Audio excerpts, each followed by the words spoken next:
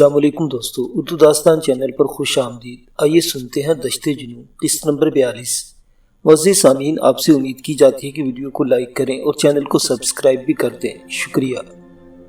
ओह, दिलावर के मुंह से बेइख्तियार निकला, अगर मेरा अंदाजा गलत नहीं तो तुम मलूक हो जिसकी कलाई नाला ने तोड़ दी थी और तुम इस बाजू को अब भी गले में लटकाए फिर रहे हो।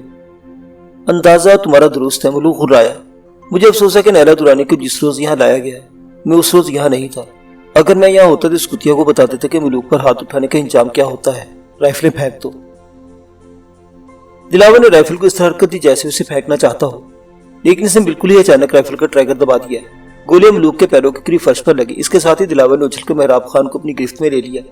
इसने बायां बाजू मेहराब खान की गिरद लपेट दिया और इसे ढाल की तरह सामने कर दिया। इस अचानक तब्दील होने वाली सूरत हाल ने मलूक को बदहवास कर दिया। इसने पिस्तौल का ट्रैगर दबा दिया। गोली मेहराब खान के सीने में पैवस्त हो गई। इसके सीने से खून का फवारा बह निकला। मलूक दरवाजे में खड़ा था।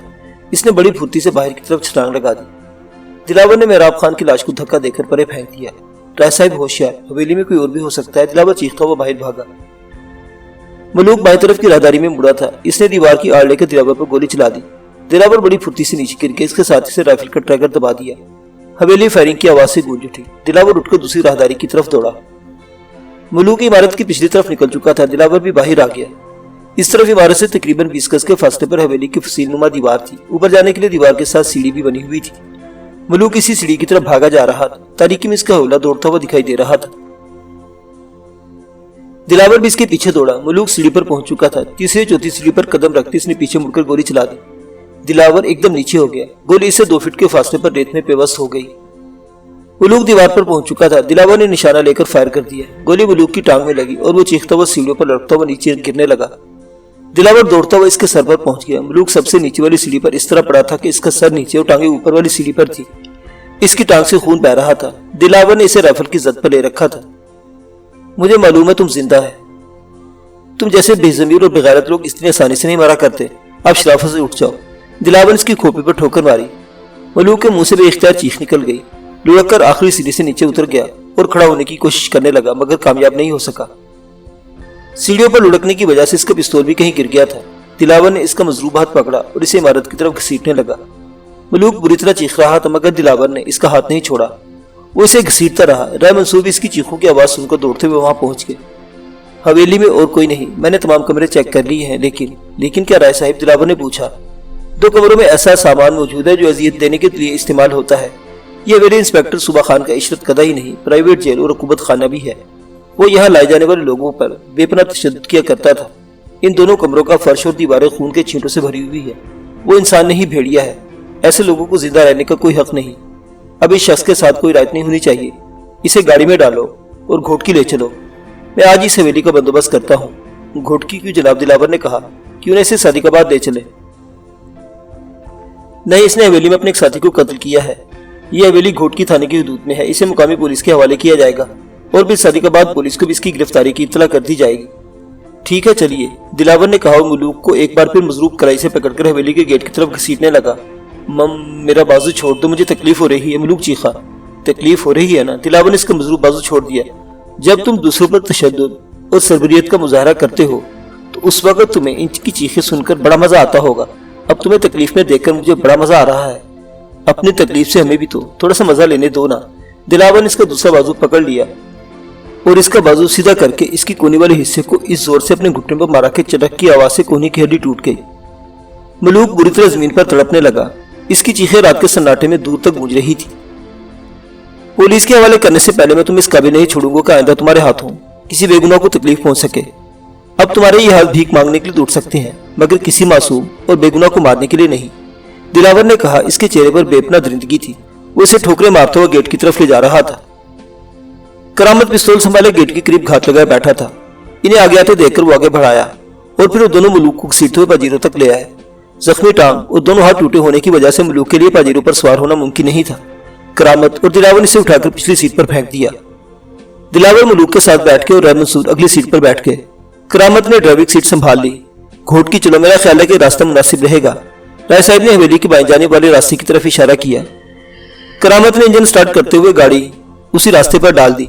ये रास्ता हवेली के अकमे झाड़ों के जंगल के करीब से होकर गुजरता था। शहर का फासला वहां से 2 मील के लगभग था। इन्हें शहर पहुंचने में ज्यादा देर नहीं लगी। अभी 9:30 बजे थे। बाजार में रौनक थी। लोगों ने इनकी तरफ देखा, मगर ज्यादा ताज्जुब का इजहार इसलिए नहीं किया कि बड़े बड़े वडेरे शहर में आते ही रहते थे और इनके साथ गनमैन भी होते थे। करामत ने 2 जगह गाड़ी रोककर थाने का रास्ता पूछा और फिर इसे थाने तक पहुंचने में कोई दुश्वारी पेश नहीं आई थी। थाने के सामने पाजीरू रुक गए। पहले राय साहब नीचे उतरे। उन्होंने अपनी कलाशनकोफ पहले तो सीट के सामने फुटमैट पर रख दी, फिर कुछ सोच कर कलाशनकोफ उठा ली और दिलावर की तरफ देखने लगे, जो पिछले दरवाजा खोलकर नीचे उतर रहा था। इसने राइफल कंधे पर लटका रखी थी और दोनों हाथों से मलूक को घसीट कर नीचे उतार रहा था। थाने के गेट पर कोई संतरी नहीं था। दिलावर राय साहब के पीछे ही मलूक को घसीटता हुआ अंदर आ गया। अचानक ही 3-4 पुलिस वालों ने इन्हें घेर लिया। आप लोग कौन है और ये कौन है? एक हेड कांस्टेबल ने बारी बारी इनकी तरफ देखा, फिर मलूक की तरफ देखने लगा। ये शख्स कातिल है। थानेदार साहिब यहाँ मौजूद हैं? राय साहब ने पूछा। जी साहिब, सूबेदार साहिब बैठा है। हवालदार ने कहा, आप कौन है? मैं एक रिटायर्ड ब्रिगेडियर हूँ।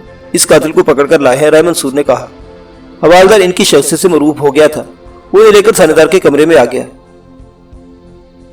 इंस्पेक्टर एक उधड़ी उम्र आदमी था। वो उलझी हुई निगाहों से इनकी तरफ देखने लगा। ड्राइवर ने भी मलूक को घसीटकर एक तरफ डाल दिया। थानेदार अपने चंद अहलकारों के साथ बैठा गप्पे हाँक रहा था। इन लोगों को देखकर वो एकदम उठ खड़ा हुआ और राय मंसूर की शख्सियत से वो भी मरूफ हो गया था। आप कौन लोग हैं बाबा, और ये आदमी कौन है? इसकी हालत किसने बनाई है? ये तो जख्मी है, थानेदार ने कहा। आपने एक ही सांस में कई सवाल कर डाले हैं थानेदार साहिब, राय मंसूर ने कहा। मैं एक रिटायर्ड फौजी ऑफिसर हूँ। सादिकाबाद में मेरी थोड़ी सी जमीन है और ये मेरा बॉडीगार्ड दिलावर है। राय साहब ने दिलावर की तरफ इशारा किया और ये शख्स, उन्होंने मलूक की तरफ देखा, कातिल है। इसने हमारी मौजूदगी में अपने एक साथी को गोली मारकर हलाक किया है। हम इसे पकड़कर यहाँ ले आए हैं और ये कलाशनकोफ इसी के मकतूल साथी की मलकियत है। उन्होंने कलाशनकोफ मेज पर रख दी। बैठो सही बैठो। थानेदार ने कुर्सी की तरफ इशारा किया। आपने बड़ी बहादुरी का काम किया है। इसका तो हम पूरा बंदोबस्त कर लेंगे। इसने फर्श पर पड़े मलूक की तरफ देखा, फिर अपने 2 मातहतों को मुखातिब करते हुए कहा, इसको तो अभी ले जाकर हवालात में बंद कर दो, बाद में बात करेंगे इससे। दोनों मातहत मलूक को पकड़कर दफ्तर से बाहर ले गए। यहाँ से 2 मील के फासले पर एक हवेली है, राय मंसूर ने कहा। कि आपको मालूम है कि हवेली किसकी मलकियत है? सुना है कि वो माथीलों के इंस्पेक्टर सूबा खान की मलकियत है। थानेदार ने गहरा सांस लेते हुए जवाब दिया। बहुत पैसा है इसके पास। एक हम है कि बच्चों को 2 वक्त पेट भर कर रोटी भी खाने को नहीं मिलती। हूँ तो मैं भी इंस्पेक्टर, लेकिन पूरा महीना दोस्तों से उधार मांग कर गुजारा होता है। पहली तारीख को जब तनख्वाह मिलती है तो कर्ज खाओं में बढ़ जाती है और 2 रोज बाद फिर उधार का सिलसिला शुरू हो जाता है। राय मंसूर को बड़ी हैरत हुई। कोई पुलिस ऑफिसर ऐसा भी हो सकता है?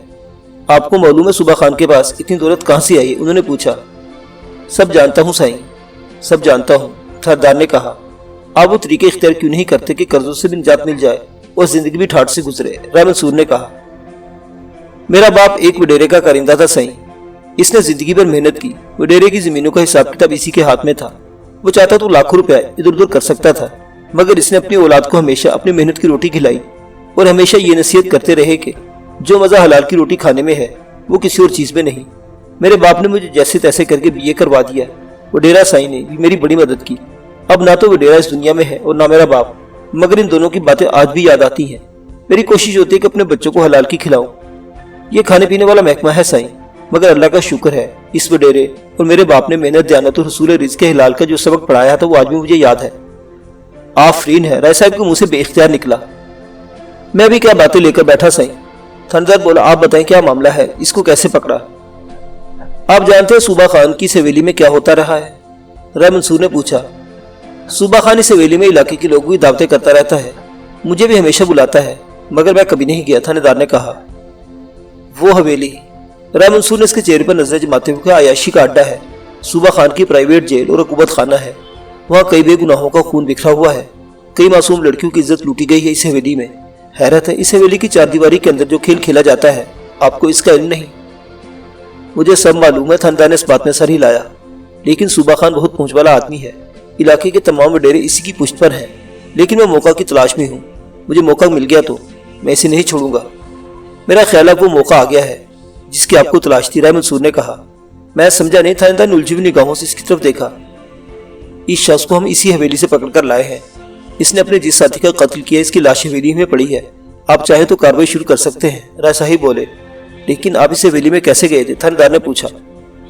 चंद रोज कबल सूबा खान ने चंद आदमियों के जरिए एक कार पर हमला करवाया था जिसमें 3 अफराद हलाक हुए थे। हमलावर नैला दुरानी नामी एक लड़की को अगवा करके ले गए थे, लेकिन रेगिस्तान में वो लड़की किसी तरह के शिकंजे से भाग निकली। इसने सिंध के सरहदी इलाके के एक छोटे से गोठ में पनाह ले ली। वो जख्मी थी। गोठ वालों ने इसका इलाज किया, उसकी बड़ी खिदमत की। इस लड़की ने ठीक होने के बाद किसी तरह मुझे इत्तला भिजवाई। मैं आज सुबह सवेरे इस गोठ में पहुंचा तो पता चला कि 2 दिन पहले सुबह खान न सिर्फ नैला दुरानी बल्कि गोठ के एक और नौजवान लड़की को भी व्यसना के जोर पर उठाकर लाया था। मैंने माथीलो पहुंचकर सुबह खान से बात की, लेकिन वो कुछ और ही बातें करने लगा कि इसने नैला दुरानी के कत्ल के इल्जाम में गिरफ्तार किया था, लेकिन वो रास्ते में मौका पाकर भाग गई। मुझे किसी तरह इत्तला मिल गई कि सुबह खान नैला और दूसरी लड़की को इस हवेली में लेकर आया था। मैं हवेली पहुंच गया। यहाँ सुबह खान का एक आदमी से मुठभेड़ हो गई। इसने बताया कि नैला दूसरी लड़की के साथ हवेली से फरार हो गई है। इसी दौरान सुबह खान को दूसरा आदमी कहीं से निकल आया था। इसने मेरे बॉडीगार्ड पर गोली चला दी जो इसके साथी को लगी। हमने किसी तरह से गिरफ्त में ले लिया और यहाँ ले आए। ये नैला दुरानी तो वही नहीं जिसकी तलाश के लिए सादिकाबाद पुलिस ने सिंध के भी बहुत से थानों को इत्तला दे रखी है? थानेदार ने पूछा। बिल्कुल वही, राय मंसूर ने कहा।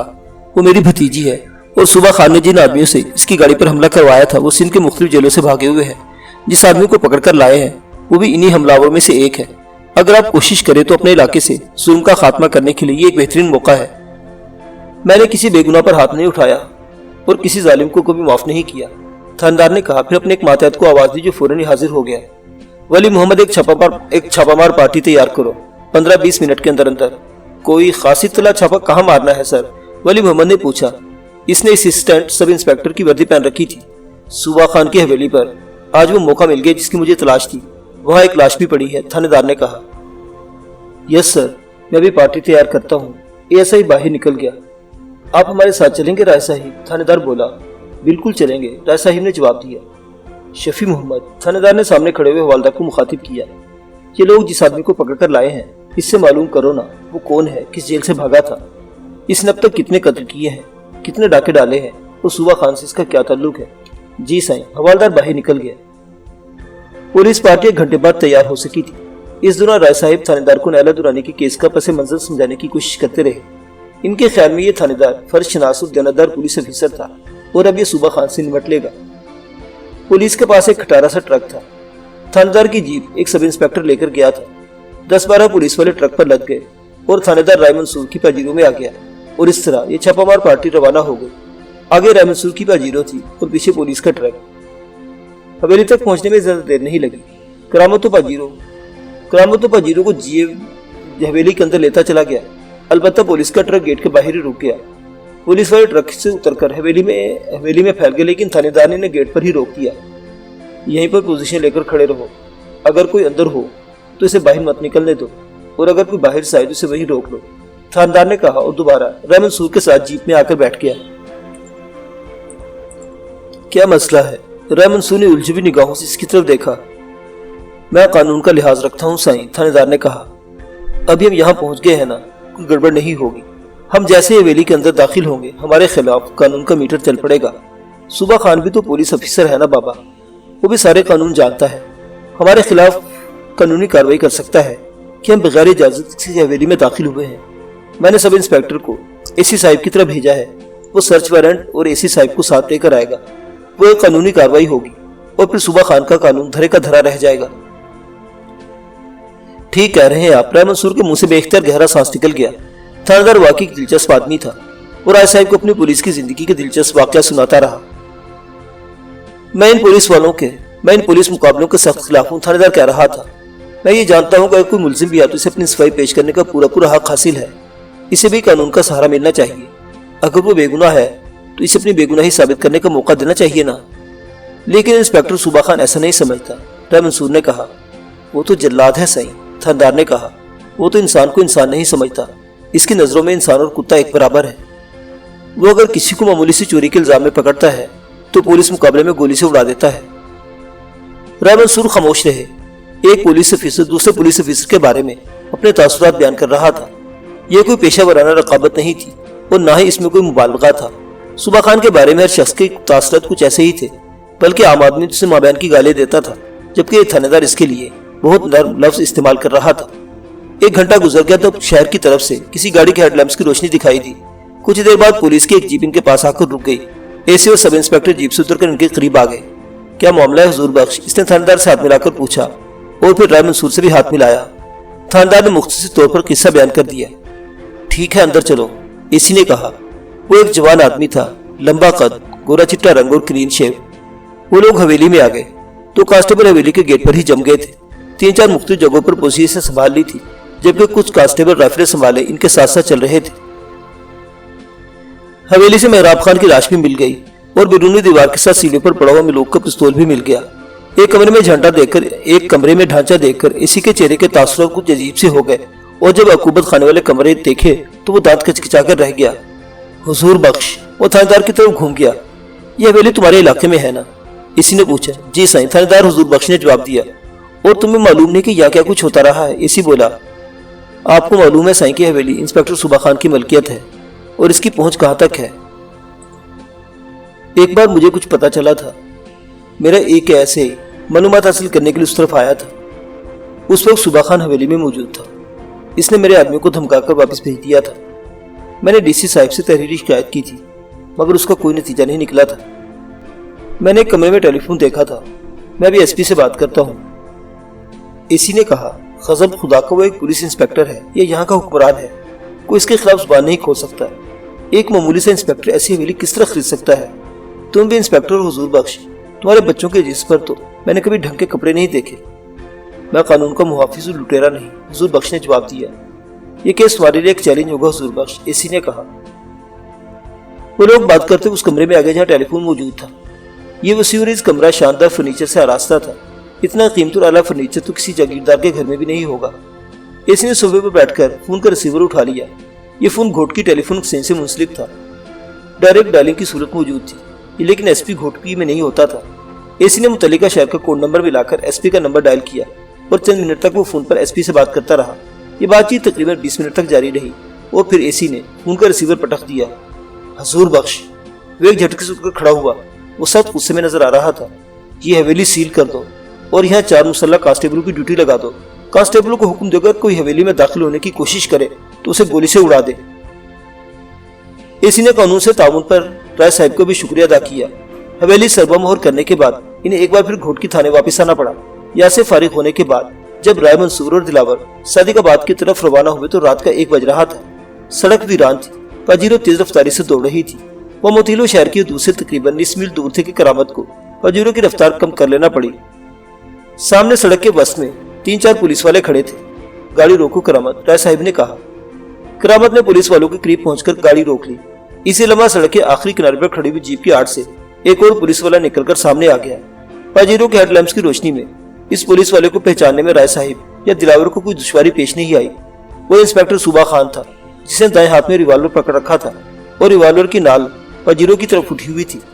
گولیوں کی برستی ہوئی بارش میں نیلا دورانی گاڑی کو بھگائے لیتی چلی گئی۔ کوئی گولی پاجیرو کو کچھ نہیں بگاڑ سکی تھی۔ پاجیرو تیز رفتاری سے کچی سڑک پر اچھلتی ہوئی شہر کی طرف دوڑتی رہی۔ شہر کی اونگتی ہوئی اکا دکا روشنی نظر آ رہی تھی۔ پاجیرو چند منٹ میں گھوٹکی شہر میں داخل ہو چکی تھی۔ کہیں کہیں سڑکوں پر دور دکانوں کے سامنے بتیاں جل رہی تھی، لیکن پورے شہر پر سناٹا طاری تھا۔ نہ جانے یہ رات کا کون سا پہر تھا، لوگ گہری نیند سو رہے ہوں گے۔ ہر طرف خاموشی تھی، البتہ کبھی کبھی کسی کتے کے بھونکنے کی آواز سنائی دی جاتی۔ شہر کے مین روڈ پر پہنچتے ہی نیلا نے گاڑی روک دی۔ اسے یہ تو معلوم ہو گیا تھا کہ یہ گھوٹکی شہر ہے، لیکن اسے اندازہ بالکل نہیں تھا کہ اسے کس طرف جانا ہے۔ اس نے گاڑی بائیں طرف گھما دی۔ ایک سڑک پر موڑ کاٹتے ہی آوارہ کتوں کے ایک فوج نے پاجیرو کا تعاقب شروع کر دیا۔ کتوں نے بھونک بھونک کر آسمان سر پر اٹھا لیا تھا، لیکن نیلا رفتار کم کیے بغیر پاجیرو کو دوڑاتی رہی۔ اس کے ساتھ پسنجر سیٹ پر بیٹھی ہوئی سسی کے چہرے پر خوف نمایاں تھا۔ وہ بار بار نیلا کی طرف دیکھ رہی تھی۔ اسے اس لڑکی پر حیرت ہو رہی تھی جو چند روز پہلے زخمی حالت کے ان کے ہاں پہنچی تھی۔ اس وقت اس کے بچنے کی امید نظر نہیں آتی تھی، لیکن وہ حیرت انگیز طور پر چند ہی روز میں صحتیاب ہو گئی تھی۔ اور پھر وہ گنڈے نیلا کو ساتھ اسے بھی اٹھا کر لائے تھے۔ انہیں ایک ویران حویلی میں لایا گیا تھا اور تب سسی پر انکشاف ہوا تھا کہ انہیں اٹھا کر لانے والا کوئی ڈاکو یا لٹیرا نہیں بلکہ ایک تھانے دار تھا، جس نے کسی کے کہنے پر نیلا کے قتل کے لیے 5 لاکھ روپے لیے تھے۔ لیکن نیلا کو دیکھ کر اس کی نیت بدل گئی اور وہ اسے قتل کرنے کے بجائے کسی وڈیرے کے پاس فروخت کا منصوبہ بنا رہا تھا۔ نیلا کے ساتھ یہ بھی پھنس گئی تھی۔ حویلی میں دونوں کو الگ الگ کمروں میں بند کیا گیا تھا اور پھر تھوڑی دیر بعد ایک آدمی اس کے کمرے میں گھس آیا تھا۔ یہ ان 2 آدمیوں میں سے ایک تھا جو صوبہ خان کے ساتھ اسے گوٹ سے اٹھا کر لایا تھا اور اب اپنی محنت کا معاوضہ سسی سے وصول کرنا چاہتا تھا۔ سسی اپنے بچاؤ کی کوشش کرنے لگی۔ وہ آدمی بھوکے بھیڑیے کی طرح اس پر جھپٹ رہا تھا۔ سسی کی مزاحمت جاری تھی۔ اس کا شور سن کر صوبہ خان دوڑتا وہاں پہنچ گیا اور اس نے سسی پر دست درازی کرنے والے کو گولی مار دی۔ صبح خان نے سسی کی عزت بچانے یا اسی کسی ہمدردی کی بنا پر اپنے آدمی کو گولی نہیں ماری تھی، بلکہ وہ تو اس کے پیسے کھڑے کرنا چاہتا تھا اور اپنے گاہک کو بے جا مال دینا چاہتا تھا۔ بہرحال سسی کی عزت بچ گئی تھی اور پھر اسے نیلا والے کمرے میں پہنچا دیا گیا۔ سسی نیلا کے گلے لپٹ کر خوب روئی۔ اس کی قمیص پھٹ گئی تھی، جسم جگہ جگہ سے چھلک رہا تھا، لیکن ظاہر ان کے پاس دوسرے کپڑے نہیں تھے۔ اور پھر اسی رات نیلا اسے لے کر حویلی سے فرار ہو گئی۔ اسے نیلا کی ہمت اور حوصلے پر حیرت ہو رہی تھی۔ نیلا بھی اس طرح کی ایک عورت تھی، کتنی مختلف تھی وہ اس سے۔ اگر سسی اکیلی ہوتی تو ان درندوں کا شکار ہو جاتی، مگر نیلا تو عجیب عورت ثابت ہوئی تھی۔ اس نے جس طرح روشندار کی سلاخیں توڑی تھی وہ سسی کے لیے حیرت انگیز تھا۔ نیلا نے اسے حویلی سے فرار کا جو طریقہ اختیار کیا وہ اگرچہ خودکشی کے مترادف تھا، لیکن وہ اسے لے کر صاف بچ نکلی تھی۔ تم ڈر رہی ہو سسی؟ نیلا نے اس کی طرف دیکھا۔ ہاں عدی، سسی نے گہرا سانس لیتے ہوئے جواب دیا۔ تم بڑی دلیر عورت ہو، میں یہ سب کچھ نہیں کر سکتی تھی۔ دنیا کی کوئی عورت کمزور نہیں ہوتی سسی، نیلا نے جواب دیا۔ عورت کو کمزور سمجھ لیا گیا ہے، اسے ہر قدم پر کچلنے کی کوشش کی جاتی ہے۔ عورت کو دل بہلانے کا کھلونا سمجھا جاتا ہے، لیکن عورت نہ تو کمزور ہے اور نہ ہی مردوں کے دل بہلانے کا کھلونا۔ ان مردوں کو عورت ہی نے جنم دیا ہے اور یہی مرد عورت کو کمزور سمجھ بیٹھے ہیں۔ حالانکہ عورت کے اندر وہ اپنا قوت پوشیدہ ہے، وہ اتنی طاقتور ہے کہ اس دنیا کو تہو بالا کر سکتی ہے۔ تم اگر تاریخ کا مطالعہ کرو تو تمہیں پتہ چلے گا کہ عورت نے میدان جنگ میں بھی بڑے بڑے جابر طاقتور حکمرانوں کو شکست دی ہے۔ چاند بی بی، رضیہ سلطان اور بہت سے نام ایسے ہیں جو عورت کی طاقت و قوت کا مظہر ہے۔ تم نے پڑھا ہے کہ میں نے صرف قرآن شریف پڑھا ہے عدی۔ سسی نے اس کی بات کاٹ دی۔ اوہ، نیلا چونک گئی۔ یہ تو وہ بھول ہی گئی تھی کہ سسی ایک ایسے علاقے میں پلی بڑھی ہے جہاں چاروں طرف جنگل ہے، ویرانہ ہے، میلوں دور تک آبادی کا نام و نشان تک نہیں۔ تعلیم حاصل کرنے کا کیا سوال؟ قرآن شریف میں نے اماں سے پڑھا تھا، اس کے علاوہ اور کچھ نہیں پڑھا۔ میرا بھائی پڑھنا جانتا ہے، وہ ساندہ میں رہتا ہے، اپنی پھوپھی کے پاس اسکول بھی جاتا ہے، سسی نے کہا۔ نیلا جواب دینے کے بجائے اپنے سامنے دیکھنے لگی۔ پاجیرو اب گھوٹ کی شہر کی حدود سے باہر نکل آئی تھی۔ نیلا نے ایک موڑ پر پاجیرو دائیں طرف موڑ دی۔ وہ کچھ نہیں جانتی تھی کہ یہ کون سا راستہ ہے اور انہیں کہاں لے جائے گا۔ وہ تو یہاں سے زیادہ دور نکل جانا چاہتی تھی۔ حویلی میں اس پاجیرو کے علاوہ اگرچہ اور کوئی گاڑی نہیں تھی، لیکن ٹیلی فون تو تھا۔ صوبہ خان ٹیلی فون پر گھوٹ کی اور آس پاس کے تھانوں کو یا اپنے حوالی کو اطلاع کر سکتا تھا۔ اس لیے وہ کم سے کم وقت میں کسی ایسی جگہ پہنچ جانا چاہتی تھی جو صوبہ خان کے دسترس سے محفوظ رہ سکے۔ اسے اپنے سے زیادہ سسی کی فکر تھی۔ وہ بیچاری اس کی وجہ سے اس عذاب میں مبتلا ہوئی تھی۔ اس نے بہرحال یہ طے کر لیا تھا کہ اپنی جان دے دے گی، مگر اس معصوم لڑکی کی عزت پر آنچ نہیں آنے دے گی۔ نیلا کو راستے کا علم نہیں تھا اور اس لا علمی کی وجہ سے اس سے غلطی ہو گئی تھی۔ اگر وہ شہر سے نکلنے کے بعد پاجیرو کو سیدھی سڑک پر رکھتی تو پنو عقل سے ہوتی ہوئی سکھر کی طرف جا سکتی تھی، لیکن اس نے جس سڑک پر گاڑی موڑ دی وہ بھی عادل پور کی طرف چلی گئی تھی۔ اس سڑک پر چند میل آگے کا فیصلہ طے کرنے کے بعد پاجیرو کا انجن غرغرانے لگا۔ نیلا کچھ دیر تک تو گیئر بدل کر انجن کی غرغراہٹ پر قابو پانے کی کوشش کرتی رہی۔ پھر اچانک اس کی نظر ڈیش بورڈ کی طرف اٹھ گئی۔ فیول بتانے والی سوئچ زیرو کے قریب کانپ رہی تھی۔ نیلا نے ریزرو لگا دیا۔ چند سیکنڈ بعد انجن کی غرغراہٹ بند ہو گئی، لیکن پاجیرو زیادہ فیصلہ طے نہیں کر پائی۔ ایک چھوٹی سی نہر کے پل پر پہنچتے ہی انجن بند ہو گیا۔ نیلا کو سمجھنے میں دیر نہیں لگی کہ تیل کی ٹینکی خالی ہو چکی ہے۔ وہ ڈرائیونگ سیٹ سے اتر کر پاجیرو کے پچھلے حصے میں دیکھنے لگی۔ لیکن کمپارٹمنٹ میں ایک جیری کین رکھا ہوا تھا۔ اس نے جیری کین اٹھا لیا۔ وہ پورا بھرا ہوا نہیں تھا، لیکن اس میں اتنا پیٹرول موجود تھا کہ جو انہیں کسی منزل تک پہنچا سکتا تھا۔ پیٹرول ڈالنے کے بعد نیلا کو دوبارہ انجن سٹارٹ کرنے میں چند منٹ لگ گئے تھے۔ عادل پور قصبہ خاصا بڑا تھا، لیکن نیلا پاجیرو کو روکے بغیر شہر سے نکل گئی۔ اب یہ سڑک خانپور نامی ایک چھوٹے سے قصبے کی طرف چلی گئی تھی۔ خانپور نامی یہ قصبہ مہروا نامی نہر کے کنارے پر آباد تھا۔ اس نہر کی وجہ سے یہ علاقہ آباد تھا اور مہروا سے اس نے پاجیرو کو دائیں طرف موڑ دیا۔ یہ پختہ سڑک تھی، لیکن چند میل کا فاصلہ طے کرنے کے بعد اس نے پاجیرو کو بائیں طرف ایک اور سڑک پر موڑ دیا۔ یہ سڑک کہیں سے پختہ تھی اور کہیں سے کچی۔ چند میل آگے ایک اور نہر تھی جس کے ساتھ ہی بخش علی لاشاری نامی قصبہ تھا۔ وہ قصبہ بھی کافی دور تھا، اکا دکا روشنیاں نظر آ رہی تھی۔ نیلا کا خیال تھا کہ وہ اس بستی سے رکے بغیر گزر جائے گی، لیکن پاجیرو کا انجن ایک بار پھر غرغرانے لگا اور بالآخر چند ہچکے لینے کے بعد انجن خاموش ہو گیا۔ لو بھائی، قصہ ختم ہوا، نیلا نے اسٹیئرنگ پر ہاتھ مارتے ہوئے کہا۔ گاڑی میں پیٹرول ختم ہو گیا ہے۔ اب کیا ہوگا عدی؟ سسی نے کہا۔ اس کے چہرے پر خوف نمایاں تھا۔ ڈرو نہیں سسی، نیلا نے کہا۔ یہ سامنے اتنی بڑی آبادی ہے، ہمیں کسی نہ کسی گھر میں پناہ مل جائے گی۔ اب ہمیں پیدل چلنا ہوگا، آبادی زیادہ دور نہیں ہے۔ وہ دونوں پاجیرو سے اتر آئیں۔ نائلہ ڈیش بورڈ کے کمپارٹمنٹ کے خانوں کی تلاشی لینے لگی۔ ایک خانے میں گاڑی کے کاغذات کے ساتھ ایک ماچس اور چند روپے رکھے ہوئے مل گئے۔ نائلہ نے نوٹ اٹھا کر گنے، 620 روپے کی رقم تھی۔ اس نے نوٹ موڑ کر اپنی قمیص کی گریبان میں ٹھونس دیے، پھر اس نے لیگیج کمپارٹمنٹ سے ٹائر آئرن نکال لیا اور سیٹوں کے کشن ادھیڑنے لگی۔ آگے پیچھے کی سیٹوں کے کشن ادھیڑنے کے بعد وہ ماچس جلا کر انہیں شعلہ دکھانے لگی۔ چند تیلیاں ضائع کرنے کے بعد وہ پچھلی سیٹ کے کشن میں آگ لگانے میں کامیاب ہو گئی۔ تھوڑی دیر بعد وہ اگلی سیٹ کے کشن کو بھی آگ لگا چکی تھی۔ اس نے پاجیروں کے دونوں دروازے کھلے چھوڑ دیے اور سسی کا ہاتھ پکڑ کر تیزی سے ایک طرف چلنے لگی۔ تقریباً 50 گز کا فاصلہ طے کرنے کے بعد اس نے پیچھے مڑ کر دیکھا، پاجیروں کے اندر شعلے اٹھ رہے تھے۔ وہ تیز سے چلنے لگی، لیکن تھوڑی دور جانے کے بعد سامنے بہت دور کسی گاڑی کے ہیڈ لیمپس کی روشنیاں دیکھ کر وہ اتر کر کچے میں دوڑنے لگی اور پھر کھیتوں میں گھس گئی۔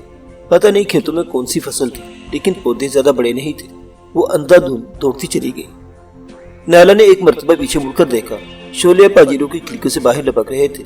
آبادی کی طرف سے آنے والی گاڑی ابھی پاجیروں سے بہت دور تھی۔ نائلہ سسی کا ہاتھ پکڑ کر اور بھی تیزی سے دوڑنے لگی۔ وہ کھیتوں میں دوڑتے ہوئے سڑک سے تقریباً 20 میل دور پہنچ چکی تھی۔ نائلہ نے پیچھے مڑ کر دیکھا، آبادی کی طرف سے آنے والی گاڑی اب پاجیروں کے قریب رک گئی تھی اور پاجیروں بری طرح آگ کے شعلوں کی لپیٹ میں تھی۔ وہ دونوں چند لمحے وہاں کھڑی رہی، پھر کھیتوں میں آبادی کی طرف چلنے لگی۔ تقریباً آدھے گھنٹے بعد وہ احاطے کے قریب پہنچ گئی، جس کے اندر کسی قسم کی فیکٹری تھی، لیکن ہر طرف گہری تاریکی تھی۔ نائلہ نے سسی کا ہاتھ پکڑا اور ٹوٹی ہوئی دیوار پر چڑھ کر دوسری طرف کود گئی۔ اسے سمجھنے میں دیر نہیں لگی کہ یہ کوئی جننگ فیکٹری تھی۔ یہ چونکہ کپاس کا سیزن نہیں تھا، اس لیے فیکٹری بند تھی۔ وہ چھوٹی سی کوٹری کے سامنے پہنچ کر رک گئی۔ اس کوٹری کا دروازہ نہیں تھا۔ نائلہ نے جھانک کر دیکھا، کوٹری خالی تھی۔ اندر فرش پر سوکھی گھاس وغیرہ بکھری ہوئی تھی۔ میرا خیال ہے رات اب زیادہ نہیں رہ گئی، ہم کچھ دیر یہیں بیٹھ کر آرام کر لیتی ہیں۔ دن نکل آئے گا تو ہم آبادی میں چلے جائیں گے۔ اب تو ہمارے پاس کچھ پیسے بھی آ گئے ہیں، آبادی سے ہمیں کہیں جانے کے لیے کوئی نہ کوئی بس مل جائے گی۔ نائلہ نے کہا۔ تم نے موٹر کیوں جلا دی ادی؟ سسی نے پوچھا۔ دن کے وقت اس موٹر پر سفر کرنا خطرے سے خالی نہ ہوتا، نائلہ نے جواب دیا۔ میں اس صوبہ خان کو اچھی طرح جانتی ہوں، ہو سکتا ہے اسے ٹیلی فون پر علاقے کے تمام تھانوں کو اس موٹر کے بارے میں اطلاع دے دی ہوگی، اس لیے میں نے اس موٹر کو جلا دیا۔ ویسے بھی اس کی حرام کی کمائی کی تھی۔ وہ دونوں کوٹری میں داخل ہو گئی۔ کوٹری صاف ستھری تھی، صرف گھاس پھوس بکھری ہوئی تھی۔ وہ دروازے والی دیوار کے ساتھ ٹیک لگا کر بیٹھ گئی۔ نائلہ نے دیوار سے ٹیک لگا کر ٹانگیں آگے کو پھیلا لی۔ اس نے سسی کا سر اپنی گود میں رکھ لیا اور اس کے سر کے بالوں میں انگلیاں پھیرنے لگی۔ سسی بھی اگرچہ رات بھر جاگتی رہی تھی، لیکن اس وقت بھی نیند اس کی آنکھوں سے کوسوں دور تھی۔ وہ اپنے ماں باپ کے بارے میں سوچ رہی تھی، ان بیچاروں کا کیا حال ہوگا۔ غربت اور فاقہ کشی کے باوجود انہوں نے بڑے لاڈ پیار سے پالا تھا۔ ماں نے اسے قرآن شریف کی تعلیم دی تھی اور باپ نے اسے مردوں کی طرح محنت اور جفاکشی سکھائی تھی۔ وہ باپ کے ساتھ جنگل میں لکڑیاں کاٹنے جاتی تھی۔ ان کے پاس غربت اور افلاس کے سوا کچھ نہیں تھا۔ غریبوں کے پاس تو عزت ہی ان کی سب سے بڑی دولت ہوتی ہے، اور اب وہ کسی کو منہ دکھانے کے قابل نہیں رہی ہوں گے۔ سسی جانتی تھی کہ اسے کچھ نہیں ہوا تھا، اس کا دامن صاف تھا، لیکن وہ یہ بات جانتی تھی کہ اگر کسی غریب گھر کی جوان لڑکی ایک رات بھی گھر سے باہر رہ جائے تو اس خاندان کی عزت خاک میں مل جاتی ہے، اور پھر اسے تو بدماش زبردستی اٹھا لائے تھے۔ وہ واپس جائے گی تو کون اس کی پاک دامنی پر یقین کرے گا؟ اب تو اس کے اغوا کی خبر جنگل میں واقع 4 جھونپڑیوں کے چھوٹے سے گوٹ سے نکل کر سانتا اور اس کے پورے خاندان میں پھیل چکی ہوگی۔ اس کے رشتہ دار اور قبیلے والے کیا کیا باتیں نہیں کر رہے ہوں گے۔ نائلہ نے اسے بڑا سہارا دیا تھا۔ وہ اپنی جان پر کھیل کر اسے ان بدماشوں کے چنگل سے نکال لائی تھی اور اس کی عزت پر حرف نہیں آنے دیا تھا۔ اب وہ نائلہ کے بارے میں سوچنے لگی، کتنی دولت مند تھی یہ عورت، لیکن جان کے خوف سے بھاگی پھر رہی تھی۔ اس کے اپنے رشتہ دار اس کی دولت اور جائیداد پر قبضہ جمانے کے اسے قتل کروا دینا چاہتے تھے، اور کتنی دلیر تھی یہ نائلہ جو مردانہ وار حالات کا مقابلہ کرتی چلی آ رہی تھی۔ سسی یہ سب کچھ سوچتے ہوئے نائلہ کی گود میں سر رکھے رکھے سو گئی۔ نائلہ کچھ دیر تک اس کا سر سہلاتی رہی، پھر اس کی بھی آنکھ لگ گئی۔ آہٹ سن کر نائلہ کی آنکھ کھل گئی اور پھر اپنے سامنے ایک آدمی کو کھڑے دیکھ کر وہ گڑبڑا سی گئی۔ اس نے جلدی سے سسی کو جگا دیا جو ابھی تک اس کی گود میں سر رکھے سو رہی تھی۔ اس آدمی کو دیکھ کر سسی کے منہ سے ہلکی سی چیخ نکل گئی۔ کون ہو تم لوگ اور یہاں کیسے آئی ہو؟ سامنے کھڑے ہوئے شخص نے باری باری انہیں گھورا۔ وہ درمیانے قد کا ایک بھاری بھرکم آدمی تھا، بل ڈاگ جیسا چہرہ جسے دیکھ کر ہی خوف محسوس ہوتا تھا۔ آنکھیں سرخ تھی، یا تو رات بھر جاگتا رہا تھا یا کسی قسم کے نشے کا عادی تھا۔ اس کی نظریں نائلہ کے چہرے سے پھسل کر سسی پر جم گئی تھی۔ سسی سمٹ کر بیٹھ گئی اور پھٹی ہوئی قمیص سمیٹ کر اپنے جسم کی برہنگی چھپانے کی کوشش کرنے لگی۔ نائلہ نے اس کے کندھے پر ہاتھ رکھ کر اسے اپنی طرف کھینچ دیا تھا۔ کون ہو تم لوگ، بتاتے کیوں نہیں؟ اس شخص نے دوبارہ پوچھا۔ اس مرتبہ اس کے لہجے میں کسی قدر سختی تھی۔ پردیسی ہیں، راستہ بھول کر اس طرف آ گئے تھے، رات گزارنے کے لیے اس کوٹھلی میں آ گئی، نیلا نے جواب دیا۔ اکیلی ہو یا اور بھی کوئی تو ہے تم لوگوں کے ساتھ؟ اس شخص نے پوچھا۔ اکیلی ہے، نیلا نے جواب دیا۔ اوہ، وہ شخص بولا، وہ موٹر شاید تمہاری تھی جو جل کر تباہ ہو چکی ہے۔ آگ کیسے لگی تھی اس میں؟ کون سی موٹر؟ ہم کسی موٹر کے بارے میں کچھ نہیں جانتے، نیلا نے جواب دیا۔ قصبے سے تقریباً 2 میل دور خانپور کی طرف سے آنے والی سڑک پر ایک پاجیرو آگ لگنے سے جل کر تباہ ہو گئی ہے۔ میں سمجھا شاید وہ تم لوگوں کی پاجیرو ہے، وہ شخص بولا۔ نہیں، ہمارا اس پاجیرو سے کوئی تعلق نہیں ہے، نیلا نے جواب دیا۔ تم پھر کون ہو؟ یہاں کیسی آئی؟ تم لوگ لاشاری کی تو نہیں لگتی، اس شخص نے کہا۔ اس کی نظریں بار بار سسی کے جسم کے برہنہ حصوں پر مرکوز ہو رہی تھی۔ لاشاری، نیلا کے منہ سے بے اختیار نکلا۔ وہ الجھی ہوئی نظروں سے اس کی طرف دیکھنے لگی۔ ہاں، بخش علی لاشاری، یہ اس قصبے کا نام ہے، اور یہ سیٹھ کھٹو مل کی جینک فیکٹری ہے جو قصبے سے تقریباً 1 میل کے فاصلے پر واقع ہے، اس شخص نے بتایا۔ اوہ، نیلا کے منہ سے گہرا سانس نکل گیا۔ اس قصبے کا نام اس نے پہلی مرتبہ سنا تھا۔ ظاہر وہ سندھ کے دیہی علاقوں کے بارے میں کچھ نہیں جانتی تھی، لیکن یہ جان کر وہ قدرے پریشان ہو گئی تھی کہ وہ ایک ہندو سے مخاطب تھی۔ سندھ کے اندرونی علاقوں کے بارے میں وہ زیادہ نہیں جانتی تھی، لیکن اس خطے میں آباد ہندوؤں کے بارے میں بہت کچھ جانتی تھی۔ سندھ میں ہندوؤں کی آبادی لاکھوں کی تعداد میں تھی، اور 99% ہندو سندھ کے اس خطے میں آباد تھے جو بھارت کی سرحد کے ساتھ ساتھ واقع ہے۔ اس علاقے کی معیشت پر انہی کا قبضہ تھا۔ چند وڈیروں کو چھوڑ کر علاقے کے تمام مسلمان غلاموں کی زندگی بسر کر رہے تھے۔ مسلمان کاشتکاروں کی زمینیں ہندو مہاجروں کے پاس نہر رکھی ہوئی تھی۔ وہ ہندوؤں کے اس طرح مقروض تھے کہ نسل در نسل یہ قرضے ختم نہیں ہو سکتے تھے۔ یہ بات تو سبھی جانتے تھے کہ یہ ہندو پاکستان سے مخلص نہیں تھے، ان کی ہمدردیاں بھارت کے ساتھ تھی۔ یہ لوگ نہ صرف بھارت کے لیے جاسوسی کے فرائض انجام دیتے تھے، بلکہ پاکستان سے اناج، گھی، تیل اور ضرورت کی ہر چیز بھارت کو سمگل کر رہے تھے۔ سیٹھ جیٹھانند کی مثال اس کے سامنے تھی۔ وہ لاکھوں کا اناج خرید کر راجستھان کی طرف سمگل کر دیتا تھا، اور صوبہ خان جیسے بے ضمیر لوگ بھی دولت کے لالچ میں آ کر اس کے اعلی کار بنے ہوئے تھے۔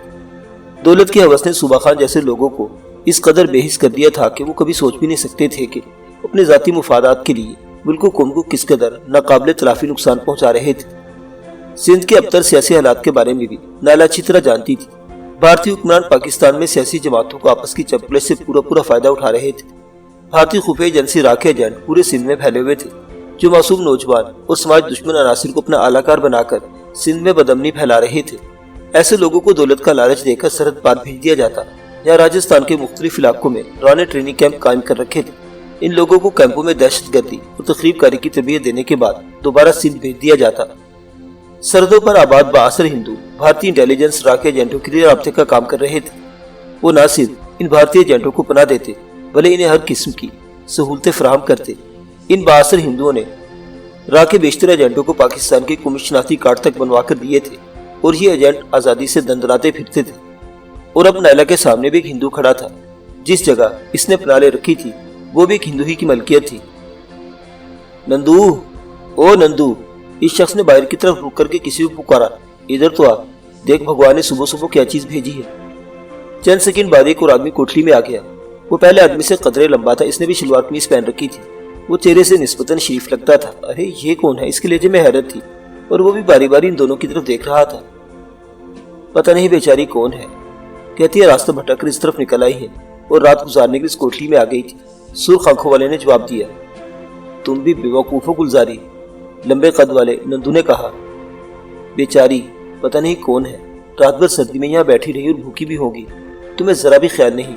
انہیں کمرے میں لے جا کر بٹھاؤ، ان کے کچھ کھانے پینے کا بندوبست کرتا ہوں۔ وہ نیلا اور سسی کی طرف متوجہ ہو گیا۔ تم لوگ ڈرو نہیں، آؤ ہمارے ساتھ آؤ۔ نیلا سسی کا ہاتھ پکڑ کر اٹھ کھڑی ہوئی۔ سسی نے دوسرے ہاتھ سے اپنی پھٹی ہوئی قمیض کو سمیٹ کر پکڑ رکھا تھا۔ وہ انہیں ایک کمرے کے سامنے لے آئے جس کے دروازے پر تالا لگا ہوا تھا۔ کوٹھی سے باہر نکلتے ہی نیلا کی آنکھیں چدھیا گئی۔ باہر تیز دھوپ پھیلی ہوئی تھی۔ اس نے ادھر ادھر دیکھا۔ یہ جینک فیکٹری خاصی وسیع رقبے پر پھیلی ہوئی تھی۔ اس کے چاروں طرف کھیت تھے۔ بائیں طرف تقریباً 1 میل کے فاصلے پر بخش علی لاشاری نام کا وہ قصبہ تھا جس کے بارے میں سرخ آنکھوں والے گلزاری نے بتایا تھا۔ فیکٹری سے کچا راستہ کھیتوں کے درمیان سے ہوتا ہوا قصبے کی طرف چلا گیا تھا۔ فیکٹری کے احاطے میں گیٹ کے اندر کی طرف ایک نئی ہونڈا موٹر سائیکل بھی کھڑی تھی۔ یہ دونوں یقیناً اسی موٹر سائیکل پر آئے تھے۔ وہ نیلا کو حیرت تھی کہ وہ اتنی گہری نہیں سو رہی تھی کہ موٹر سائیکل کی آواز بھی نہیں سن سکی تھی۔ گلزاری نے جیب سے چابیوں کا گچھا نکال کر ایک چابی منتخب کی اور دروازے کا تالا کھول دیا۔ کمرے میں سامنے ایک جھلنگا سی چارپائی نظر آ رہی تھی جس پر ایک میلی سی رلی بچھی ہوئی تھی۔ تم لوگ آرام سے اس کمرے میں بیٹھ جاؤ، نندو نے کہا، ڈرو نہیں، تمہیں کوئی کچھ بھی نہیں کہے گا۔ میں موٹر سائیکل پر جا کر قصبے سے تم لوگوں کے لیے کھانے پینے کی کوئی چیز لے کر آتا ہوں، اور اس چھوکرے کے لیے کپڑے بھی تو لانے ہوں گے، یہ ایسی حالت میں قصبے نہیں جا سکتی۔ گلزاری یہاں رہے گا اور تم لوگوں کا خیال رکھے گا۔ نندو موٹر سائیکل پر چلا گیا۔ گلزاری دروازے سے کچھ فاصلے پر رکھے ہوئے ٹوٹے ہوئے بینچ پر بیٹھ گیا۔ چارپائی پر ایک اجرک بھی پڑی تھی جسے سستی نے اپنے جسم پر لپیٹ لیا۔ وہ چارپائی پر لیٹ گئی جبکہ نیلا پٹی پر بیٹھ کر دروازے سے باہر دیکھنے لگی۔ سسی لیٹتے ہی سو گئی تھی۔ تقریباً 5 منٹ بعد گلزاری دروازے کے سامنے نمودار ہوا اور نیلا کو اشارے سے باہر بلا لیا۔ نیلا کو اس کی سرخ آنکھوں میں ہوس کی چمک صاف نظر آ رہی تھی۔ کیا بات ہے؟ نیلا نے اسے گھورا۔ تمہاری ساتھی سو رہی ہے، اسے آرام سے سونے دو، تم اس کمرے میں بیٹھ جاؤ، چاہو تو آرام سے صوفے پر لیٹ جاؤ۔ گلزاری نے ایک اور کمرے کی طرف اشارہ کیا۔ نیلا نے اس کمرے میں جھانک کر دیکھا۔ ریگزین کا ایک صوفہ، 3-4 کرسی اور ایک کونے میں آفس ٹیبل پڑی ہوئی تھی۔ میز خالی تھی۔ صوفے اور میز پر گرد کی ہلکی سی تہہ صاف نظر آ رہی تھی۔ گلزاری لال نے اپنے کندھے پر رکھی ہوئی اجرک اتار لی اور کمرے میں داخل ہو کر اسے صاف کرنے لگا۔ یہ ہمارے سید کھٹومل کا دفتر ہے، وہ صوفہ صاف کرتے ہوئے کہہ رہا تھا۔ کام بند ہونے کی وجہ سے سیٹ یہاں نہیں آتا، ہم کبھی کبھی یہاں آ جاتے ہیں۔ یہاں ایک چوکیدار ہوتا ہے مگر 2 دن سے اس کی طبیعت خراب ہے اور وہ قصبے میں ہی رہ رہا ہے۔ اچھا ہوا آج ہم لوگ ادھر آ گئے، ورنہ تم لوگ بھٹکتے ہوئے نہ جانے کس طرف نکل جاتی۔ آؤ بیٹھ جاؤ یہاں، میں باہر ہی بیٹھا رہوں گا۔ نیلا بے دھڑک ہو کر کمرے میں داخل ہو گئی۔ یہ ہندو اس قدر شریف تو نہیں ہو سکتا جو اس قدر مہمان نوازی کا مظاہرہ کر رہا تھا۔ یقیناً اس کی نیت میں کوئی فتور آ گیا تھا، لیکن نیلا بے فکر تھی۔ اس نے شبیر درانی اور صوبہ خان جیسے لوگوں کو نیچا دکھا دیا تھا۔ یہ شخص اس کا بھلا کیا بگاڑ سکتا تھا؟ گلزاری لال باہر جانے کے لیے اس کے قریب سے گزرا، لیکن پھر اس نے اچانک ہی دروازہ بند کر کے اندر سے کنڈا لگا دیا۔ نیلا ایک دم مڑی، لیکن گلزاری نے اس کے کندھوں پر اس زور سے ہاتھ مارا کہ وہ کراتی ہوئی پشت کے بل صوفے پر گری۔ اس سے پہلے کہ نیلا سنبھل سکتی، گلزاری نے اس پر چھلانگ لگا دی۔ نیلا اس کے بوجھ تلے دب کر رہ گئی۔ نیلا گرچہ پہلے ہی مشکوک ہو چکی تھی، مگر گلزاری کا یہ حملہ اس قدر اچانک تھا کہ وہ اپنا دفاع بھی نہ کر سکی تھی۔ گلزاری لال نیلا کے سینے پر سواری سے بری طرح بھنبوڑ رہا تھا۔ نیلا اس کے بوجھ تلے دبی ہوئی تھی، جو لگتا تھا جیسے وہ واقعی بے بس ہو کر رہ گئی ہے۔ گلزاری نے اس کی قمیض پھاڑ دی تھی۔ نیلا نے پوری قوت سے اسے بائیں طرف دھکیل دیا۔ صوفہ پیچھے الٹ گیا اور وہ دونوں صوفے کے ساتھ ہی گرے۔ اب پوزیشن بدل گئی تھی۔ گلزاری لال نیچے اور نیلا اوپر تھی۔ نیچے ہونے کے باوجود گلزاری اس پر قابو پانے کی کوشش کر رہا تھا۔ اس کے ہاتھ مسلسل چل رہے تھے۔ نیلا کو بھی موقع مل گیا۔ اس نے دونوں ہاتھ گلزاری لال کے گلے پر جما دیے اور انگوٹھوں سے اس کا نرخرا دبانے لگی۔ اس کے ساتھ ہی نیلا نے پیروں کی پوری قوت سے گلزار کو اپنے اوپر سے اچھال دیا۔ گلزاری اس کے اوپر سے کلبازی کھاتا ہوا پیچھے گرا۔ وہ دونوں بے وقت اٹھ کھڑے ہوئے تھے۔ اس سے پہلے کہ گلزاری لال کو حرکت کرتا، نیلا حرکت میں آ گئی۔ اس نے مارشل آرٹ کا مظاہرہ شروع کر دیا۔ اس کی ایک زوردار کی گلزاری کی گردن پر لگی۔ گلزاری کی منہ سے چیخ نکل گئی۔ وہ لڑکھڑاتا ہوا میز سے ٹکرا گیا۔ نیلا نے اسے سنبھلنے کا موقع نہیں دیا۔ وہ پنچ اور کک سے گلزاری کی توازو کرنے لگی۔ گلزاری کی منہ سے ہلکی ہلکی چیخیں نکل رہی تھی۔ نیلا کا ہر بار اسے چیخنے پر مجبور کر دیتا تھا۔ اچانک دروازہ زور زور سے دھڑ دھڑایا جانے لگا۔ اس کے ساتھ ہی سسی کی آواز بھی سنائی دے رہی تھی۔ ادھی دروازہ کھولو، وہ چیخ چیخ کر کہہ رہی تھی۔ فکر مت کرو سسی، میں ٹھیک ہوں، ذرا اس کی شرافت نکال لو۔ نیلا نے بھی چیخ کر جواب دیا اور ساتھ ہی گلزاری پر ایک اور حملہ کر دیا۔ تم عورت کو اتنا کمزور سمجھتے ہو؟ تم مردوں کے لیے عورت ہر کھلونا ہوتی ہے۔